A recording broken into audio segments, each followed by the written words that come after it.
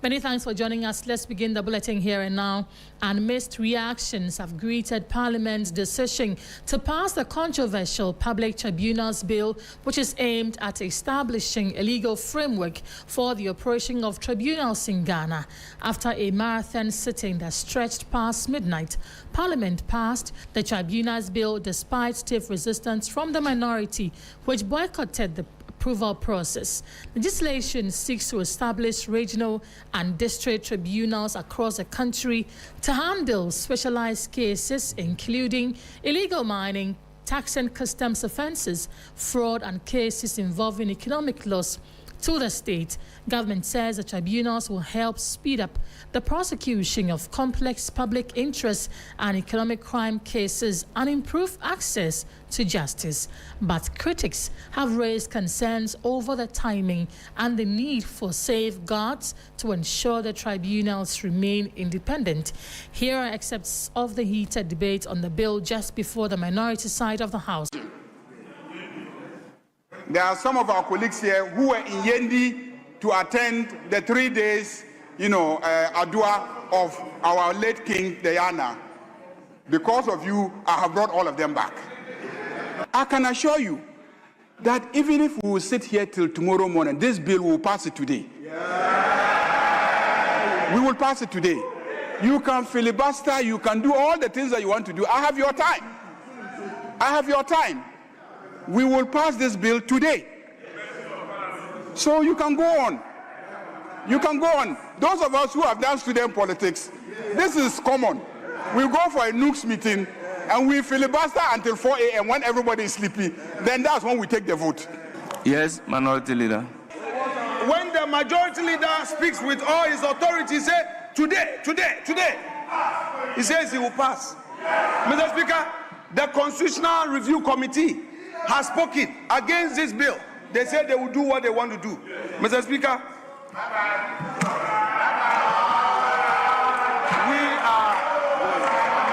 we are Democrats.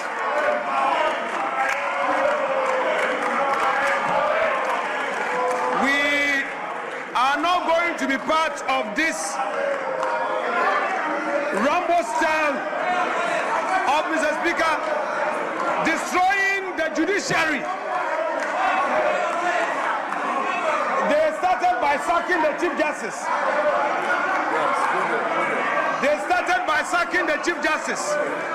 After sacking the Chief Justice, they also allowed contingency fund account to be garnished. Now they want tribunal to be made up of non-lawyers, non-judges, to prosecute people. Mr. Speaker, they should do what they want to do. On point of relevance, you are being out of order.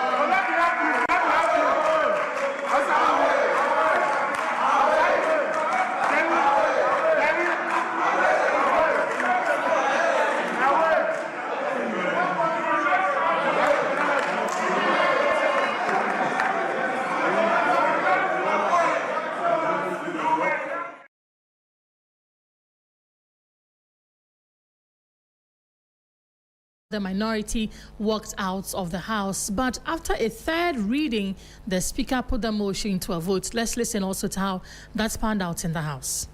Now the consequential motion is 29.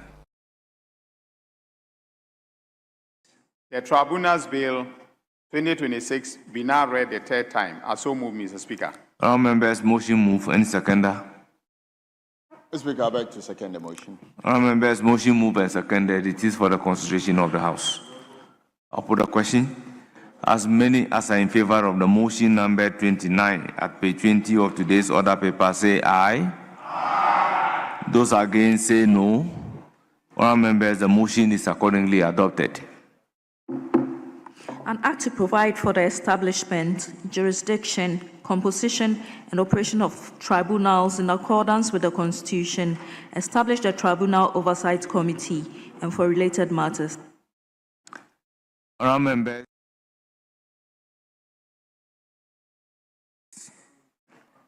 Is now duly read for the third time and passed.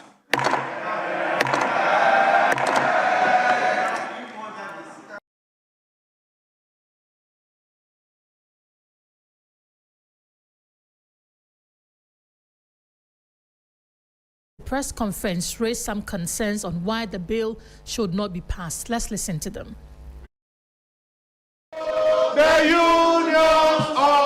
The TVC is manifestly opposed to the idea of resuscitating tribunals, given our collective bitter experiences with tribunals. The tribunals bill in its current shape and form strengthens our conviction that tribunals must be abandoned. The bill, when passed into law, can be a potent tool for weaponizing justice delivery and entrench the perception held by many that our justice system is up for grabs by the politicians. We call on the President and Parliament to heed the advice of the Constitution Review Committee, and government must halt the current legislative process of enacting the tribunals bill, expunge regional tribunals from the Constitution, and take meaningful steps to properly resource our judiciary. If law is properly seen as an embodiment of our collective historical experience, then the recent history of public tribunals must lead us away from any attempt to re-establish regional and district tribunals. The bill must be withdrawn from Parliament. Solidarity forever, for the union makes us strong. This was Joshua Ansah, General Secretary of the Trades Union Congress. Let us speak to an expert on this. But before we do that, my colleague Wisdom Safo is joining me in studio.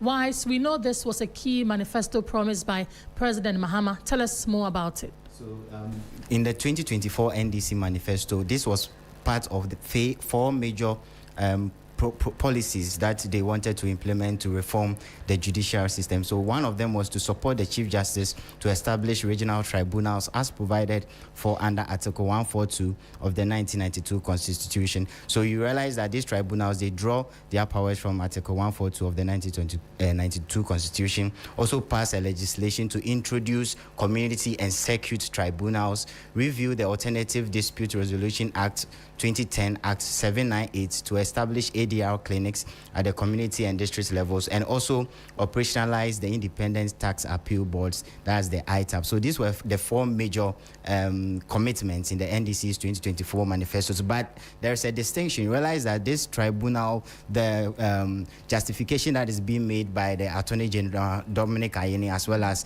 the Land Minister who proposed this bill is that there have been a backlog of cases. And Grace, I must say that if you look at these communities and these sub towns that we have, especially in the Galamsey areas, there have been several arrests, but there have not been any prosecution because of the backlog of cases our high courts and our superior courts. So they are justifying that these tribunals are going to fast track all these cases and criminal cases as well. Right, Wise, thank you for bringing us those updates. Wisdom Safo is my colleague with the research and data desk. Let us now speak to Alexander Kojokom Aban. He is a private legal practitioner and a former member of parliament for Gomwa West Council. Thank you for your time on the bulletin.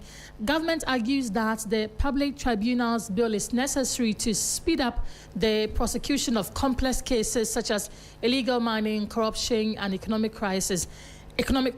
In your view, does the bill genuinely address delays in the justice system, or are there better alternatives? Thank you very much for having me.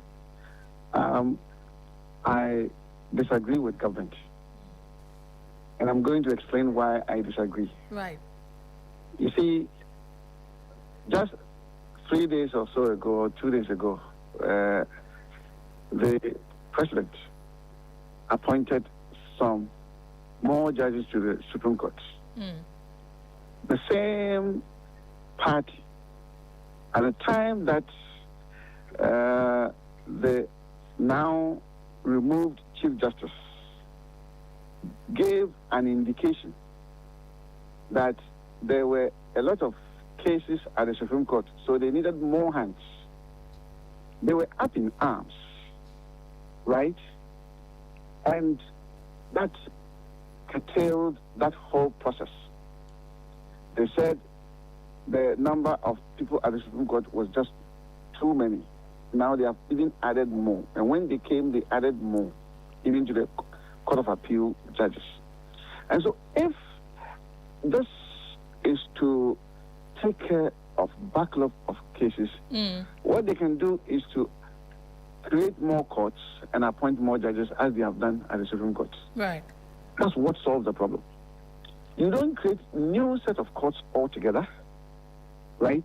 Give them some kind of mandate and different rules of procedure, and think that that is what is going to fast track the hearing of cases. And also, the call is that we should create more courts, and these are also adding to the number. You don't agree? No, create the existing courts, because here, in those days, I'm not too old, but I think I was old enough to see what the tribunals were used in those days for. And so the use of that word and what it stood for evokes a lot of negative sentiments in the minds of Ghanaians. This is the resetting agenda, and government is very specific on what the cases they are going to try. No, but the Courts Act, the Constitution, they all make it clear the jurisdiction of the various courts. And so those jurisdictions are already there. And so if we expand the courts by creating more of the courts that we have, how would that not solve the problem? How would the creation of tribunals solve the problem? Right? Because you see, when you say that the tribunals are going to be independent of what? Is it the existing judicial system? Because in those days, even the tribunals that were established by Parliament, in addition to the regional tribunals, which had become constitutional creation, for which reason they could not be touched. Those tribunals, you went through the system, it will get to the regional tribunals, and from there was an appeal as of right to the Court of Appeal and then to the Supreme Court. And so in the final analysis, even in those days, it was still the regular courts that had the final word, the ultimate final word. Because after the regional tribunal, you could go to the Court of Appeal, and then you could proceed to the Supreme Court, as the case may be, and depending on where the matter originated. Right. Right? And now, if you decide that you are going to create tribunals, and you are going to appoint persons to sit along with the judges, the question is, who is going to make these appointments? What will be the considerations? Right. So that means that obviously, or from your view, there are a lot of gaps that government needs to look at. Now that Parliament has passed the bill and it's awaiting presidential assent, would you advise the president to assent to it in its current form? And if not, what changes would you recommend before it becomes law? Or you are still for the outright removal? It has been passed. Our people, our representatives have passed it. Right. There's nothing more I can say. And in fact, I know the president will sign it with alacrity. So I would not even advise. Okay? Because if I say that the thing is not good inherently in itself, why should I even ask for amendments? Changes, yeah, exactly. Good. And so let it come. Let's see how it plays out. Right. Because in those days, we had these district and circuit tribunals. They became virtually inoperative until they were scrapped. The only reason why we have the regional tribunals so certain there, just as a relic, because it's not being operational anywhere, is because you would need to go through a whole lot of procedure to have it removed from the Constitution. Okay. And that's why it is still there. Okay. Council, right? Yes. And so for me, let the majority have their way. Let us see how it plays out. But we should remember that certain laws were passed in those days, and they finally tend to be a sword against the people who passed them themselves. Right. We have had the history of PDA and all those kind of things. Okay. We should just be careful. Okay. That's all that I would say. Yes. Thank you so much for talking to us. We've been speaking with Alexander Kojo Komaban. He's a private legal practitioner and a former member of parliament for Gomwa West. Moving away from that, President John Mahama has announced that the government will recruit 16,000 nurses in 2 batches as part of efforts to strengthen healthcare delivery, particularly in underserved communities. According to the president, the first batch of 8,000 nurses will be recruited soon, followed by another 8,000 to ensure newly trained nurses are employed without long delays. Speaking at the launch of the free primary health care program at the Whole Municipal Hospital on Thursday, President Mahama said the initiative forms part of government's commitment to improving health care and addressing staffing gaps across the country. Let's listen to him. Now we're giving him clearance to open the portal to absorb 16,000 nurses in 2 batches. The first batch is 8,000, the second batch is 8,000. So that by the time my daughters and sons who are waiting to complete training come, there'll be a shorter queue. This announcement, and are you willing to accept posting to these areas? Hello, come again. Gideon, I'm saying that the president says 16,000 of you are going to be posted very soon, but you're going to underserved communities. How do you receive this announcement, and are you willing to go to these areas? All right, thank you very much for your time. I hope I'm audible. Yes, we can hear you. All right, I would want to also use this opportunity to thank all your viewers and then TV3 for such an amazing time giving us. This is 3FM, Gideon. Question, please, what do you say? This is 3FM. All right, 3FM. Right. All right, thank you. With the question, I would want to state emphatically that this is not the first time unposted nurse and midwives have heard that there's going to be postings. These assurances have been ongoing for a long time during the recent recruitment by Honorable Minister Akando, and then now the president has also said it. All we would want to know is that how soon is this going to be? That is the most important thing, because we've been hearing that the assurance of pushing 15,000 nurses has been there for a very long time. So we would want to know when exactly they are going to do that, because they started with the postings. I think recently they posted about 6,300 nurses and midwives, and they've assured us again. But we want to know when is this going to be done. Thank you. Right. Gideon, while we're looking for them, when the government says you are going to underserved communities, this has been an issue. Sometimes when the posting is done, the health professionals don't go to these areas. Are you ready to go? Basically, I would say yes.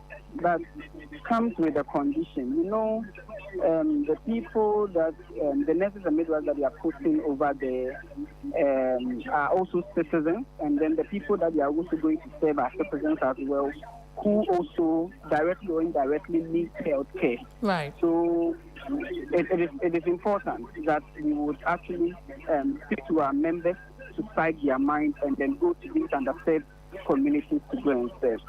But the minister himself, during his recent submissions, has made it clear to members that those that will accept postings to those underserved areas, they are going to make sure that the working conditions will be easier for them, and then the promotions will also be given to them as quick as compared to the people who are serving in the cities. Right. So we would want to say that if the ministry would want to post people to those underserved communities, then they should also make sure that these promises that they promised them will be fulfilled. Okay. So that they wouldn't find themselves wanting while they are trying to care for people who are sick.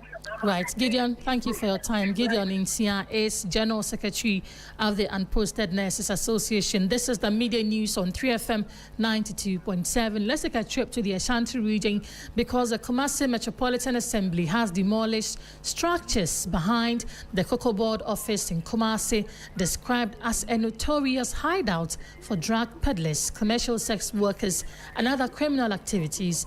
The exercise, according to officials, form part of efforts by the Assembly to improve sanitation, restore public safety, and reclaim public spaces. The operation, led by officials of the Assembly with support from security personnel, saw excavators pull down makeshift wooden structures and kiosks that had sprung up in the area. Let's connect with my colleague in the region, Ibrahim Abubakar. Ibrahim, well, we're working the phone to speak to our correspondent in the region, Ibrahim Abubakar, on what this means to the Assembly and why the exercise is important. What is here is illegal. If you're watching us or joining us on social media, we will not tolerate you can it. see the visuals We cannot have of how the place looks and the exercise habitation for criminals right in the middle of the city. And so we are getting what is here is illegal. We will not tolerate it. We cannot have habitation for criminals right in the middle of the city. And so we are getting rid of them, and we will ensure the sustainability of what we have done today. Going forward, all other areas where it serves as habitation for criminals to stand in readiness for the KMA. We will get rid of every habitation for criminals. We'll get rid of every organized criminal activity in our city, and we will ensure that we will provide the appropriate environment for people to go about their businesses and for everybody in Kumasi to be safe.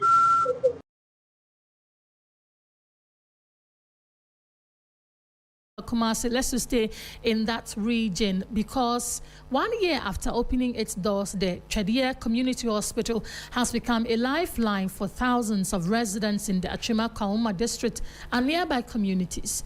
But despite its growing impact on healthcare delivery, poor road infrastructure and inadequate staffing are threatening to slow its progress. Again, Ibrahim Abubakar has come through with this report. Established to improve access to quality health care, the Chedia Government Hospital has within a year emerged as a key referral facility serving the Agyemang district and neighboring communities. Hospital management says patient numbers continue to rise, reflecting growing confidence in the services being provided. Yet, the journey to the facility remains a major challenge. The deteriorating access road has become a daily ordeal for patients, motorists and health workers, with concerns mounting over delays in responding to emergency cases. Look, when it starts raining, you cannot really fly this road. And when it starts, it's dry season, it's so dusty. And this is affecting most of our machines. If we are not careful, the hospital will not provide credible lab results. It's not no fault of theirs. It's because of the road network. Secondly, if it rains, you cannot really come up here. Imagine a pregnant woman who is in labor coming to deliver. By sheer root of the road network, they can't come here. We are asking that, as we celebrated by cutting the cake, one of the cake that we want from the MC, Honorable Minister, stakeholders, that this road should be constructed for us. The medical superintendent of the hospital and family physician, Dr. Esther Sewa Agwedinu, says although the hospital currently has over 100 members of staff, it still faces a critical shortage of health professionals needed to meet increasing demand. Even though we started with 45 staff, like we said, we have increased to 102. But the facility is a 40-bed capacity. And in the first year, we are now starting, so patients are fewer. But in the first year, we've seen over 17,000 people, which means that the numbers are increasing. And that means that we need more staff in terms of midwives, nurses, doctors, anesthetists, so that we'll be able to take care of a lot of patients here without having to refer a lot of them outside of the hospital.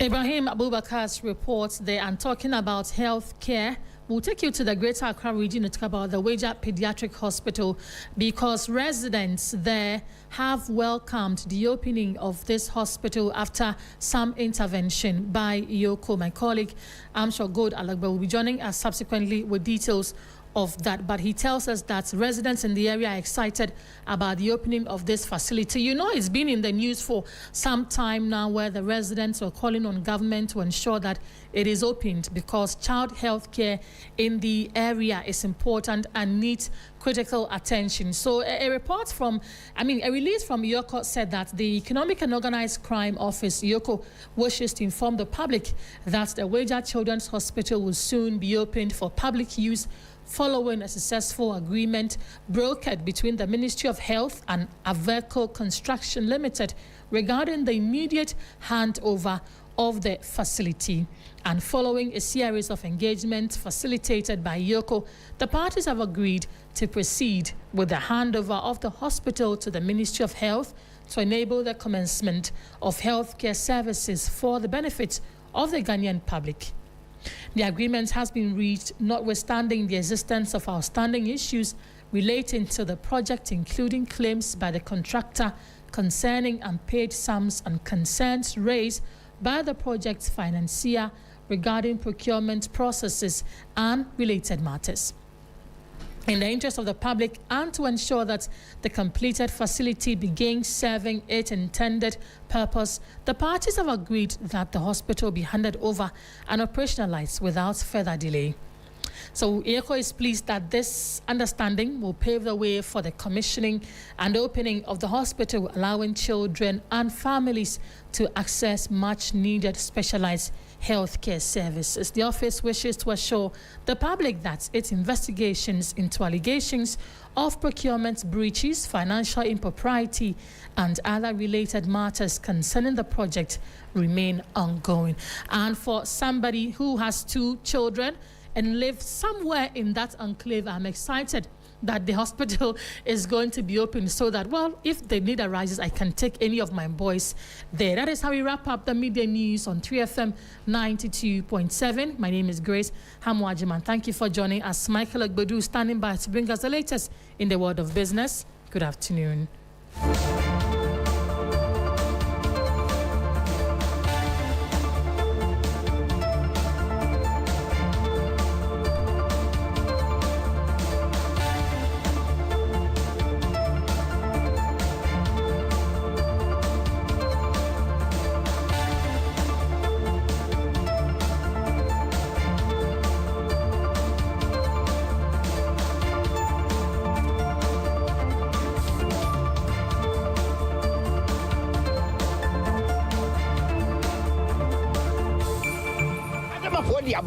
Freezer, Adamba, a Kwaposamanshia.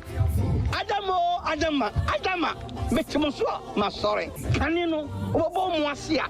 I do for Nobium.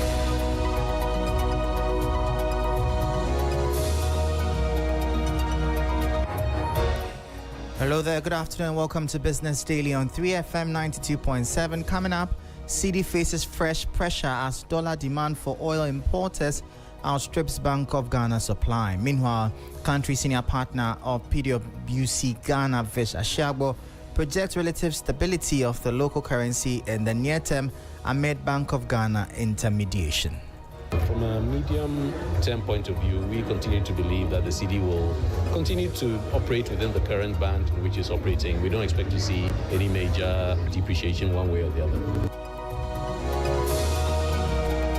Plus, government of Ghana targets 7.362 billion cedis in today's treasury bill auction after 3 weeks of a subscription streak. I am Michael Obo. The details of these and many other stories lined up for you.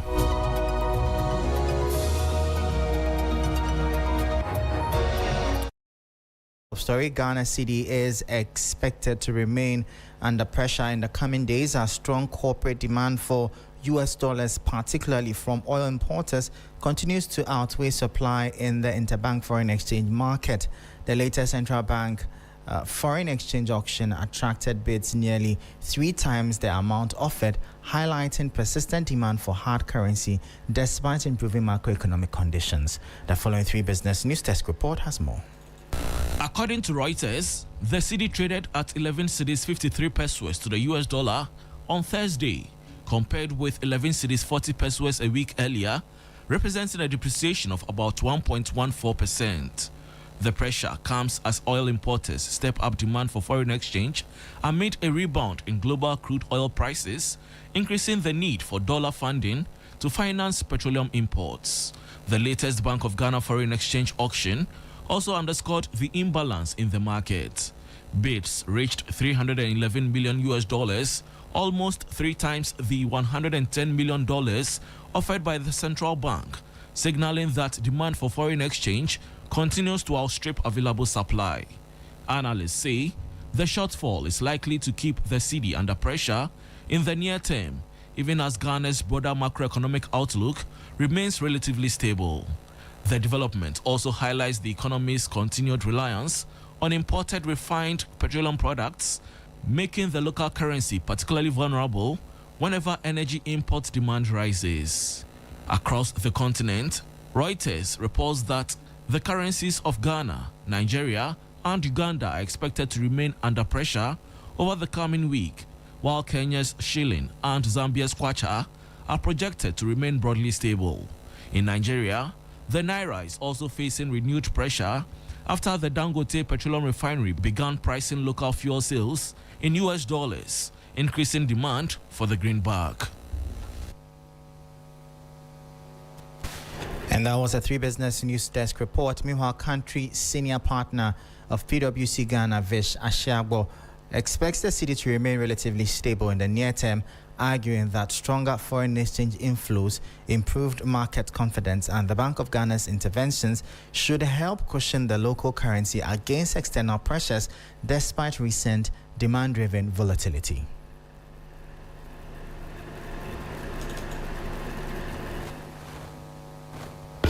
Well, I mean, the conversation for today was about how banks continue to preserve value as the external environment has changed. Then when we refer to the changes in the external environment, specifically we're referring to the significant reduction in interest rates over the last few months. And of course, banks are financial intermediaries and their business is largely driven by interest rates. So as the rates have fallen, profitability runs the risk of also falling. The long-term view, if the rate is continued. In terms of the cedi, we've seen the cedi come under a little bit of pressure recently, but we've also seen in the last couple of days Bank of Ghana injecting some dollar into the market to stabilize the cedi. So from a medium-term point of view, we continue to believe that the cedi will continue to operate within the current band in which it's operating. We don't expect to see any major appreciation or depreciation one way or the other. Well, I mean, the conversation for today was about how banks... So that was senior country partner of PwC Ghana, Vish Ashiagbo, speaking. That as part of efforts to boost Ghana's renewable energy drive, the Minister of Energy and Green Transition, Dr. John Jinapor, says about 55,000 solar systems will be distributed to government agencies across the country.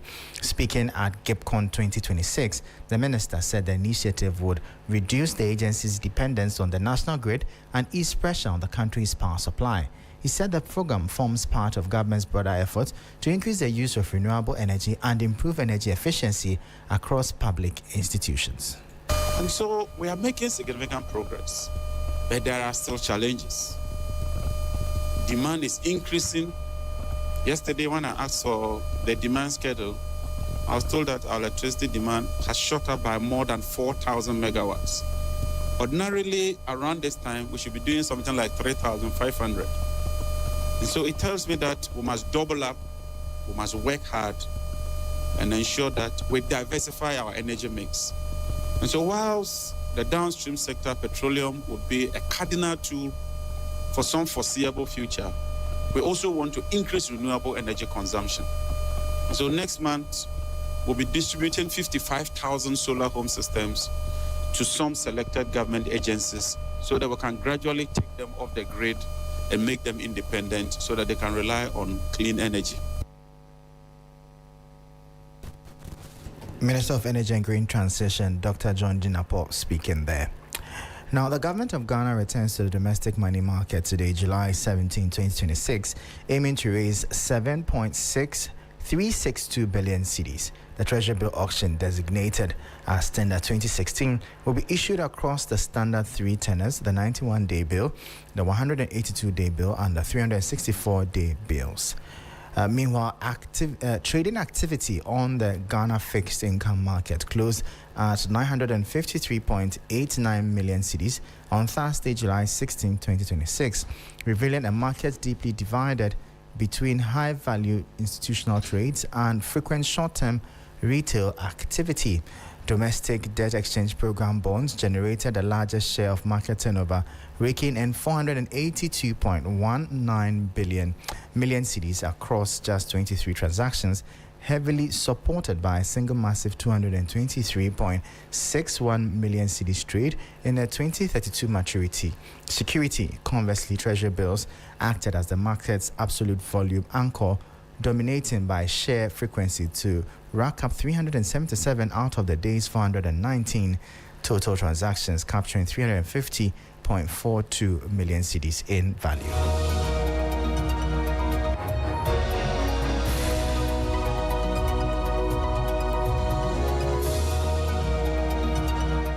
And that's how we end today's edition of Business Daily here on 3FM 92.7. For more stories, kindly check out our website. It's 3news.com/business. I am Michael Obodu. Thank you for tuning in. As always, please stay safe.